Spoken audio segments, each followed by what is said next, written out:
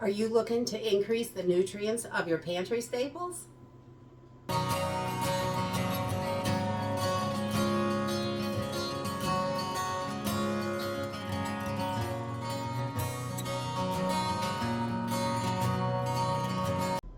So today we're going to make some sprouts from some lentils. This can also be done with beans.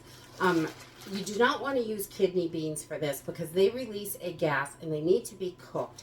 So any other bean that you have, you can do this with, as long as you haven't put them in the oven for oven canning. A lot of people like to oven can their staples, and I think that is an excellent way to go. It is sealed in the jar, it's safe from bugs, and everything is good, except when you do that with beans and lentils, you destroy the viability for them, so they're not going to sprout. You may get one or two to sprout, but not that many, not like you can with fresh beans. So we like to just vacuum seal them when we're storing them long term. And then these are seeds for our garden. They're food. You can cook them up. And today we are going to sprout up some lentils. And so you can have fresh greens in a matter of days in the winter time. So let's jump in and get started. This is another one of those projects that is so simple to do. It really takes super little effort, and you just have to remember to check on them and keep them wet. So that is the most difficult part of this, but it takes hardly any time and effort into this. So the first thing I use these little screens that go on the top, and they've got little feet, and it helps hold the jar up. So I like those. They are simple and easy. I don't have to fiddle with anything else, but you do not need these lids. I'll link them in the description down below if you want them, but they are not necessary. You can do this with just a regular mason jar. I like to use a wide mouth quart for this. That way the sprouts are easier to get out once you are done growing them. So, and you can use cheesecloth as well. We'll start a fresh batch today with some cheesecloth, and I will show you how to do it this way as well as with the screen. So I have just cut a small piece. You want to just make sure it's going to cover the entire top of your jar, and we're going to use the ring to secure it. If you don't have a ring, you're using a pickle jar or something, you can just use a rubber band on here. That works perfectly as well. I'm going to take this, and when you get it, it's like 4 layers across. So I'm going to take this and I'm going to cut it in half. We only want 2 layers. We do not want all 4 of these layers. So you can, if one little piece is going to have enough for 2 jars easily. You want this to be pretty open, tight enough to hold your lentils in, but you don't want it too tight. You want to be able to have lots of airflow, because that is what makes this get going really well.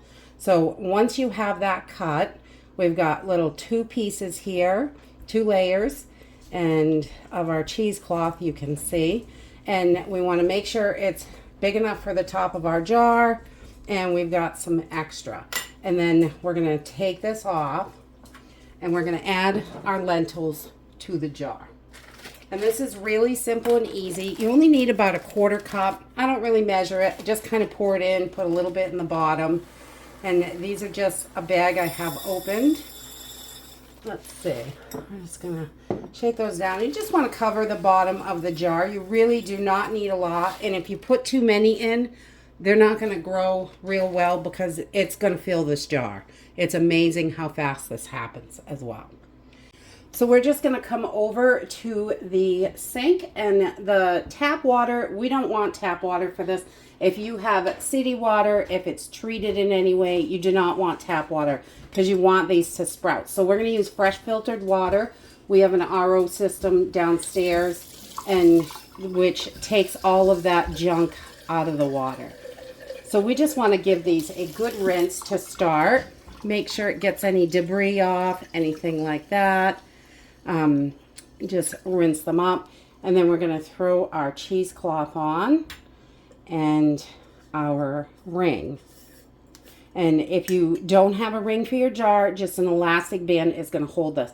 And then I'm going to take this and I'm going to flip it right upside down, and we want to let that water drain right out. Get all that dirty water out, and then we are going to fill it again.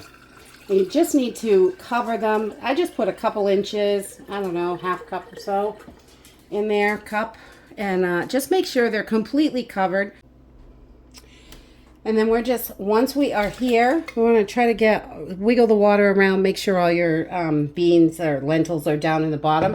And we're just going to set this on the counter in the corner and let it sit for 12 hours. And we're not going to disturb it at all. Just leave it for 12 hours, forget about it. I like to do this start them in the morning, and then before bed, I'll come back and we'll do the next step.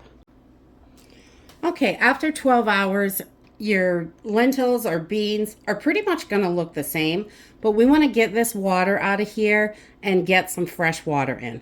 So I just like to give them a little swooshy around, and then we're going to pour this water right out through the cheesecloth or the screen, whatever you're using. And then we're going to give these another rinse with some nice fresh filtered water. Remember, the chlorine in the tap water is not good for your lentils or your beans. So we don't want that in there. We want to use nice, fresh, clean, filtered water. And then I just give them a little swirl, and we're going to drain them right out. Okay, once we have them drained for the first time, we're going to take a skewer, a pencil, chopstick, whatever thing you have that's going to go across your plate, a small plate, and we're going to flip this right upside down and put one side on that stick. So it has tons of airflow in there. You really want the airflow. That's why the screens have the little feet on them. So you don't need any of this. You just use the plate, the jar, and the screen. So those are handy and easy to use, but you do not need them. This works exactly the same way and is going to give you exactly the same result. So we're going to let this sit another 12 hours. So tomorrow morning we'll come back and we're going to do the exact same thing. Pour the water out, give them a little rinse, and set them back upside down. Drain them out and set them back. And that is really it. We're going to do this every 12 hours. So on day 2, when you get up, you're going to see that your lentils have gotten a little bit swollen. They're going to be bigger in the jar. They may start to turn color a little bit. My brown lentils started to turn a bit green, and they get a little greener as you go. So then in the morning, again, after our 12 hours, we're going to put the water in the jar the same way we did it before. Give them a good rinse, flip it upside down, and put it back for 12 more hours. On day 3, you can see sprouts in here. They're really starting to take shape, and they're starting to sprout and do really well. And we're just continuing every 12 hours. We're just rinsing them and turning them back upside down and making sure that they're getting plenty of air. So as long as your jar has plenty of air and you're continuing to keep them wet, they are going to keep growing and doing wonderful.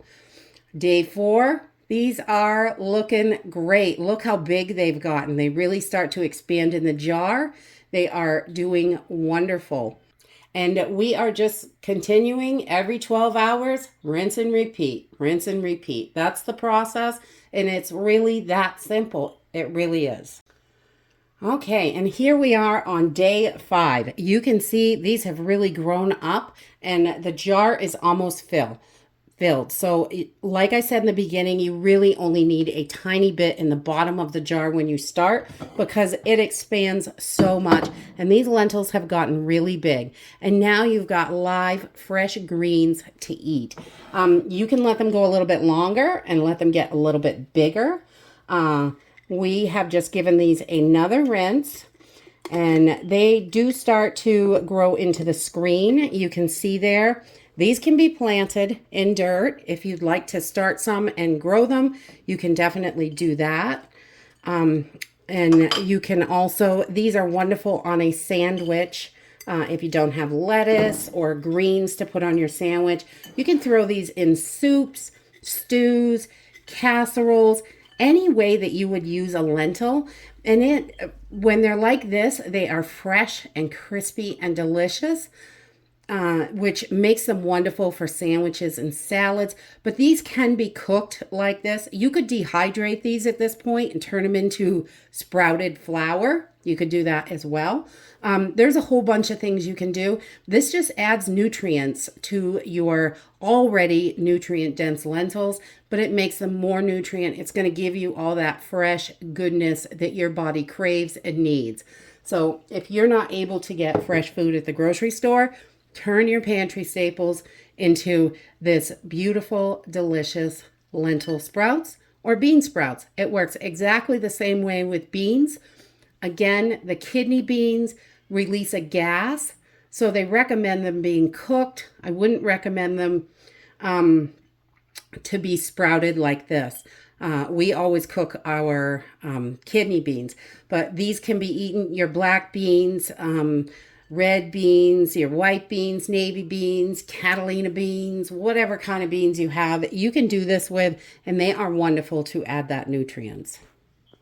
So remember, your beans and lentils are not just for cooking. You can sprout them and have fresh greens, which is wonderful. You can add that extra nutrient, another variety to your diet when you are just working on your pantry staples and that's all you have for food. You've got something delicious here that you can really add to. You can use these for salad, sandwiches, soups, anything really. You could put them in anything. I really love them in wraps and sandwiches. I think they are delicious, and they're also great in salads. You put a little dressing on them and a tomato if you have it, or whatever you have.